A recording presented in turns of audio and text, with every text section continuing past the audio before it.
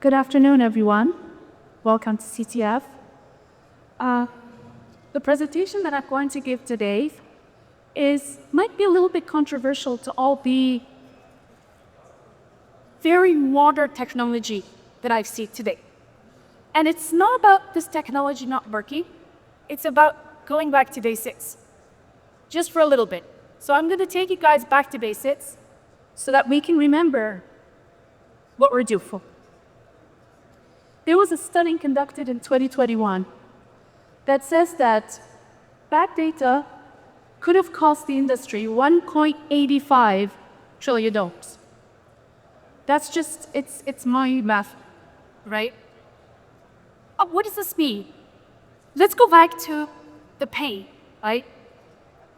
There has been a pain in the industry for as long as I can remember, which is the disconnect or the fragmentation between office and site. And the problem is this is still happening. And we have to step back and see how we can address this fragmentation, okay? All of this really advanced AI tools and data tools, but what if this data is not even coming to us yet, right? So let's talk about what makes data bad. It's data that's inconsistent. So many different sources, site, office, procurement, scheduling. And a lot of these departments are still doing their own thing, whether we like it or not. Untimeliness, data's off speed by the time it gets to your reports, right? This is not new. This is something we all know. This is something that all construction projects still suffer from. Inaccessibility, most of the time, the right people don't have access to the right data. And this means you can't have any kind of proactive risk mitigation, problem solving. It all goes unnoticed and very much delayed. Finally, inaccuracies. And this is the biggest problem. A lot of people are trading their data in AI, but what if the data is inaccurate? We need to see ways where we can maximize the power of construction technology. But by taking it back to basics, and I'll tell you why I say that, is because the case study that I'm going to show you today, it's actually diverse, but it makes a really big difference. Of course, we all know the challenges, right? And if you've ever been to a project, to a construction site, and you've tried to implement new technology, I'm sure that you've at least faced 4 out of 5 of these challenges. Resistance to change. This is something that's going to stay with us for at least another 10 years. Resistance to transparency. Depending on the solution that you're offering, a lot of the time, you are actually exposing data that someone doesn't want to expose. So that's a challenge. The technology might be great, but is everybody on board sharing this? Lack of tech savviness, fragmented communication, legacy systems, the list goes on. Why I'm putting these up there is because I want to say that there's many different ways that you can overcome these challenges. The case study I'm going to talk about today is about mitigating the lost hours on site.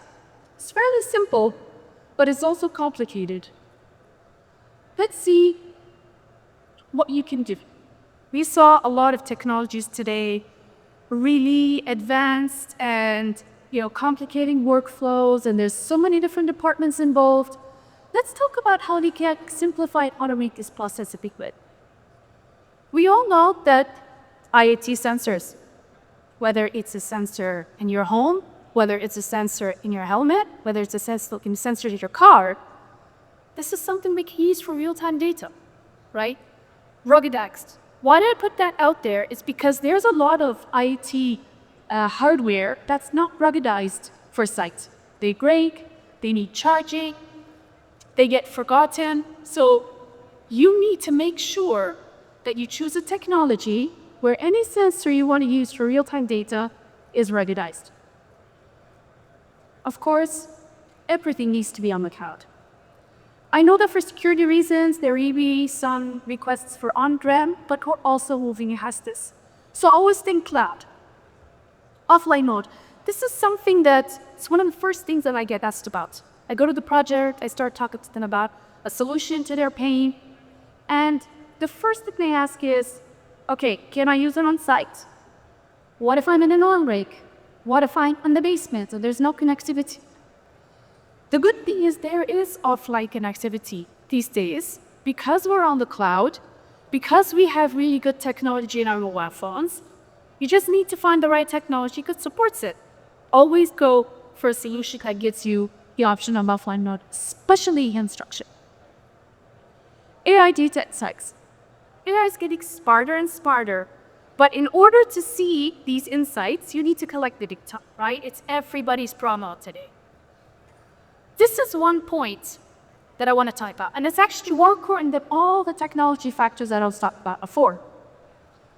It's commitment to the people and the process.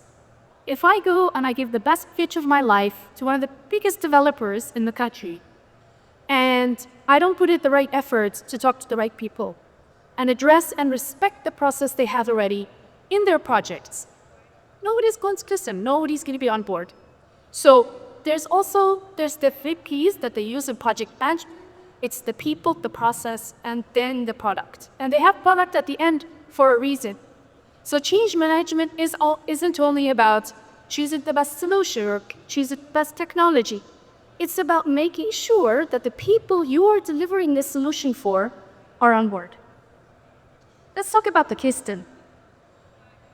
We use connected workers, which is the sensor that goes into the helmet, and that means every single worker on site is now connected. Real-time data is transmitted to the cloud where it comes out onto a dashboard that looks like this. Now, you have real-time insights about who's on site, where they are they moving or are they idle, are they actually where they're supposed to be, right? This sensor, it's seamless, it's non-disruptive. I'm not asking anybody to learn any skill. Just telling you that I'm going to put a 20-gram sensor into his helmet. What can we get out of this? This is data that's coming in without any manual effort. It's coming in, it's automated, it's streamlined, it is moved straight onto the cloud. Just from this, I can get 3 different value IX. Missing headcount. You might get that, this is something so simple, like why is she bringing us a case study about its cat? But the fact of the matter is, most construction companies and most mega developers do not know how many people they have on site. Yes, there is face recognition, fingerprint, but what if they go out? A lot of the projects don't have any, gated exits or entrances. At any given time, I can know how many people are on seats on my project. Why does that matter? Because I don't want to be delayed. Nobody wants to be delayed. I'm not really talking about money anymore. A lot of the time, the focus is on budget and project delays. With these mega projects, we're talking about delays in years. Mind you, how much money, right? So I'm going to be talking about both of this. Workers outside productive zone. This means that I have workers on site that are not doing anything. They're just in the break area, maybe in the laid out area or the fabrication yard. And workers outside their assigned zones. What does this mean? This means that I have a schedule. It's imposed on the contractor, but I'm not following it because I don't have the right people in the right place. So just imagine I put a 20-gram sensor in a helmet and I got all of these insights without anybody giving me any data. This is what we really need to focus on. Going back to basics and seeing what I can do with a non-disruptive solution. Then I can move on to the more complicated things. Let's see what this gave us. This was a 6-week case study, and he reduced the lost hours on site by 50%. This company had an annual loss just from the lost hours of 1.2 million hours. There were 1,000 workers, 8-hour shift. You have 20 SARs per hour per worker, and 325 workdays a year. Let's look at these numbers. With our data and our calculations, we deduced that 20% of the required man-hour on site is missing. 11% of the workers, they don't even work in productive zones. They're spending their time in non-productive zones. And 20% of our workers are not where they're supposed to be. So if they had tasks, if they have assigned locations, they're not there. So I'm losing. So imagine this, you have a mega project. I'm not talking about 1,000, I'm keeping it simple here. I'm talking about 10,000, 20,000, and 100,000 workers. Every worker is losing 3.84 hours a day. Can you imagine what this does to the schedule? That's one worker is losing every day 3.8 hours of 8-hour work shift. This translates into a loss of 76 SARs per worker and the annual loss of 24 million SARs. Now, just put these helmets on, that the sensors are on, and we were fully transparent. Everybody knew that they were being tracked. Everybody knew that these are the different KPIs that we're generating. And look at this. In 6 weeks, we took down the daily loss per worker to 1.6. No process, no data entry.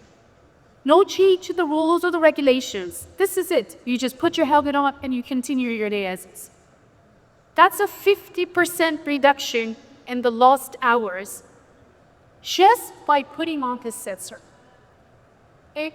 So I want to conclude by saying sometimes it's just about understanding the pain, finding the right technology. That could be simple, that could be complicated. It works either way. But we need to understand that you need to keep it simple enough to show a value first before we complicate these. And I hope that everybody here is going around and seeing the different technologies and seeing how far we've come in construction technology. It's so impressive how far we've come. But we need to continue with our case studies. You need to continue to get people on board, whether these are contractors, developers, PMCs. We want people to see the value of what we're doing. Thank you very much.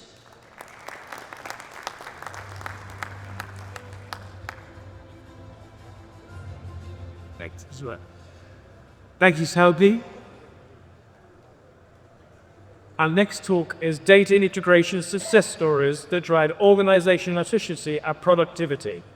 Giving this is Vladimir Milovanovic, CEO of Salpie Technology.